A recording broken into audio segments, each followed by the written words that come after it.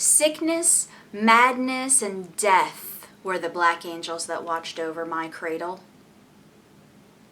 This is a quote by Edvard Munch, a famous painter from Scandinavia in the 1800s and 1900s.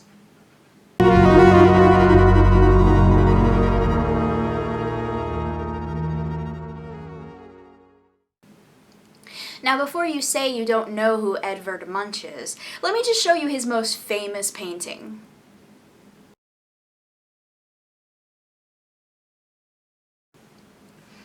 I paint not what I see, but what I saw, he once said.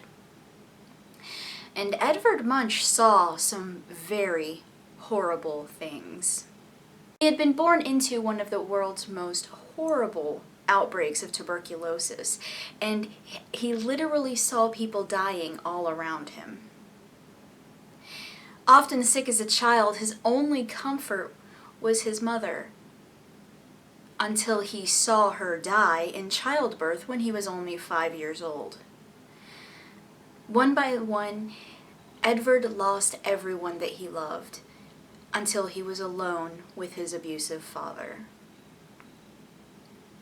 His father would torture him. He abused him physically, emotionally, and mentally. Instead of reading him bedtime stories, his father would read him passages from Edgar Allan Poe poetry and stories. This was the most horrific horror writing available at the time. He also would read select passages from the Bible, passages about hellfire, damnation, torture, and sin. As Edvard grew, he developed countless mental illnesses. When you consider his past and mental state, it's not surprising that his most notable work is The Scream. But his most haunted work is one that most people don't know about. As he grew, the memory of his mother's death played over and over in his mind. And this was the inspiration for the painting known as The Dead Mother.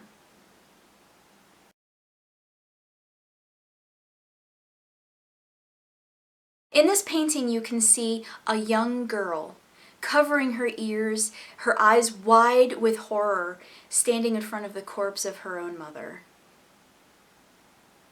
Edvard never specified whether this was his younger sister before her death, whether she saw death coming for her next, and that was the point of her fear, or if this was somehow a personification of his own horror. The painting now stands in a museum in Oslo that was built in his memory. But most people that see it wish they had not. People report that the eyes of the girl in the painting follow them as they move throughout the room. They claim that the bed covers over the corpse move. They also feel overwhelmed by feelings of loss, suicide, death, sickness, pain. People feel tightness in their chest, and they hear murmuring in the back of their mind. People that see this painting in the museum later go home to find themselves haunted by memories and visions of this painting. The girl's pale blue eyes appear to them in dreams for months and years afterwards. This painting is so off-putting that no one has ever wanted to own it. It has spent its entire existence in a museum. So my question to you is, do you think that perhaps the sadness and loss that Edvard felt haunts this painting?